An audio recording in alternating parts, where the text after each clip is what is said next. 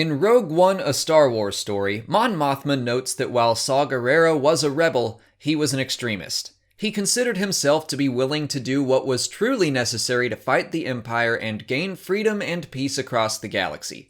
He believed that the Empire's rule through fear was effective, and that if the rebels could cause more fear than the Empire, then they could show the Empire was weak, which was not a very noble approach to fighting tyranny, and was the cause for his estrangement from the larger rebel alliance.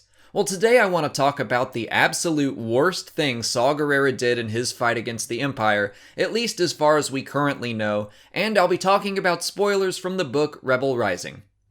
Just like any enterprise, Saw Gerrera's partisans required funding. When they were hard up for credits, they would take jobs with other insurgent groups. One mission they took was to the wealthy mid-rim planet of Inusagi, which had just officially fallen under the rule of the Empire.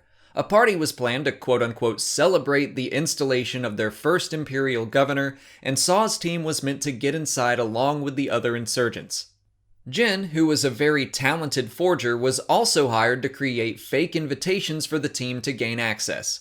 Their employer was a Zabrak who normally hated humans, but non-humans would have found getting into the party rather difficult and suspicious, so Saw's group was necessary to the mission's success.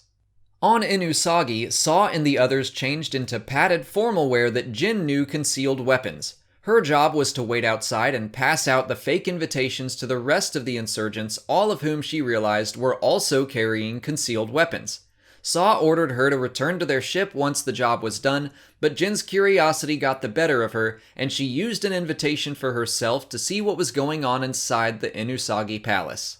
As the Imperial Governor was introduced, Saw and the others surrounded the party, each carrying a dual canister FC-1 flechette launcher. Those weapons fired canisters that held hundreds of razor-sharp Durasteel flechettes that were capable of decimating a crowd in minutes. As they opened fire, thousands of tiny razors were shot into the crowd. Imperials and citizens alike were shredded, including the governor and the Inusagi chiefess. And by the way, many of the citizens that were killed were unhappy with the Imperial occupation of their world. The massacre was meant to send a message. Inusagi was located near Naboo, the Emperor's home planet. An attack that bloody and that close to Naboo could not be ignored. Jin was never meant to see what Saw and the others did that day, and she had nightmares about it for years to come. As word spread about the mission, some of Saw's men began to abandon the partisans in favor of what they called the Fulcrum of the Galaxy, which was code for the more official and less extreme Rebel Alliance.